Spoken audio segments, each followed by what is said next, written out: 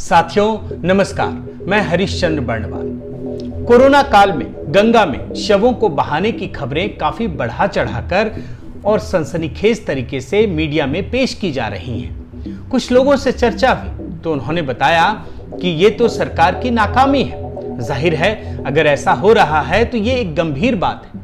मैंने इस पर काफी खोजबीन करने की कोशिश की, कई रिपोर्ट खंगाली। वो सारी रिपोर्टें आपको मैं दिखाऊंगा, लेकिन इससे पहले मैं आपको एक पर्सनल एक्सपीरियंस शेयर करना चाहता हूं। और ये जो पानी जा रहा है ये आपको रुड़की चला जाएगा। इसी साल 13 जनवरी को एक काम के सिलसिले में मुझे हरिद्वार जाना हुआ। वहां जब काम से थोड़ी फुर्सत मिली तो मैं गंगा किनारे पहुंच गया।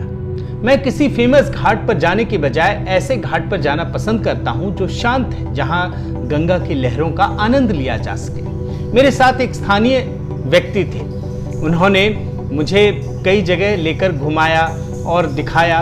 एक जगह जाने से उन्होंने मना भी किया। वहां उबड़ खाबड़ मतलब किनारा था और बड़े बड़े पत्थर थे। मुझे लगा कि वो शायद इसलिए मना कर रहे हो कि मैं कहीं गिर ना जाऊं, लेकिन उस मनोरम दृश्य को देखने की इतनी प्रबल इच्छा हुई कि मैं वहां पहुंच गया। और वहां जब किनारे गंगा को देखा तो मैं देखकर आश्चर्यचकित रह गया। वहां 2-3 लाशें तैर रही थी। मैं ये तस्वीर आपको पूरी तरह से नहीं दिखा सकता, ब्लर तस्वीरें आप देख पा रहे होंगे, लेकिन उन तस्वीरों को जब मैंने बताया स्थानीय परिचित को तो उन्होंने कहा कि इसी वजह से मैं आपको वहां जाने से मना कर रहा था। उन्होंने बताया, जब मैंने इसकी वजह पूछी तो उन्होंने ये बताया कि परंपरा की वजह से कुछ लोग शवों को अंतिम संस्कार नहीं करते, बल्कि गंगा किनारे रेत में गाड़ देते हैं या फिर गंगा में प्रवाहित कर देते हैं। जाहिर तौर पर यह देखकर मुझे अच्छा नहीं लगा, क्योंकि इससे प्रदूषण तो फैलता ही है। लेकिन जो अहम बात है वो ये है कि जो कोरोना काल में ये खबरें दिखाई जा रही हैं कि लोग बहा दे रहे हैं बीमारियों की वजह से, वो खबर गलत है। परंपरा की वजह से इस देश में बरसों से इस तरह की चीजें होती आ रही हैं। जाहिर है पुरानी तस्वीरों को सनसनीखेज बनाने के चक्कर में लोग उसे कोरोना से जोड़ रहे हैं, मोदी योगी को बदनाम करने की कोशिश कर रहे हैं। अभी कुछ दिनों पहले दैनिक जागरण ने एक तस्वीर प्रकाशित की। वो 3 साल पुरानी है, 2018 की, और उससे ये पता चलता है कि संगम तट पर इस तरह की तस्वीरें पहले भी होती थी। लेकिन कुछ लोग ऐसे हैं जिनको अब भी यकीन नहीं है। लेकिन भारत के कुछ तथाकथित बुद्धिजीवियों को, बल्कि इनको बुद्धिजीवी कहना भी गलत है, इन जहर जीवियों को ये यकीन नहीं है। वो फिर भी पुरानी ही बातों को छोड़ करके इसे कोरोना से जोड़ रहे हैं। वो इस बात को यकीन नहीं करते कि बड़ी संख्या में कानपुर, इलाहाबाद, वाराणसी या बाकी जगहों पर इस तरह की तस्वीरें पहले भी होती रही हैं।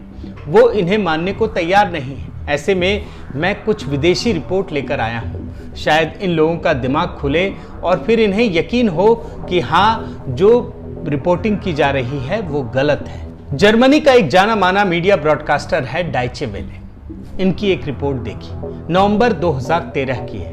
उसने भी इस पर एक रिपोर्ट प्रकाशित की थी। इसमें वाराणसी में गंगा नदी में शवों को बहाए जाने पर यह रिपोर्ट है। इसके मुताबिक वाराणसी में हर साल 3000 शवों को प्रवाहित कर दिया जाता है, जिसमें बच्चों के शव भी शामिल होते हैं। इसके पीछे एक धार्मिक मान्यता यह है कि इन शवों को प्रवाहित करने से उन्हें मोक्ष की प्राप्ति होती है।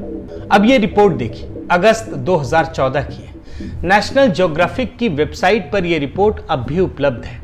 इस रिपोर्ट में ये कहा गया है कि गरीब व्यक्ति अंतिम संस्कार कर नहीं पाता, लकड़ियों की व्यवस्था नहीं कर पाता, इसलिए वो शवों को गंगा में प्रवाहित कर देता है।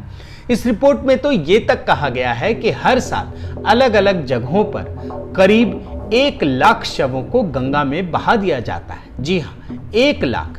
ऐसे में इन शवों का गंगा में मिलना कोई असामान्य बात नहीं है। अब यह रिपोर्ट लॉस एंजल्स टाइम्स की है। इस पर तो जहर जीवियों को जरूर यकीन होगा।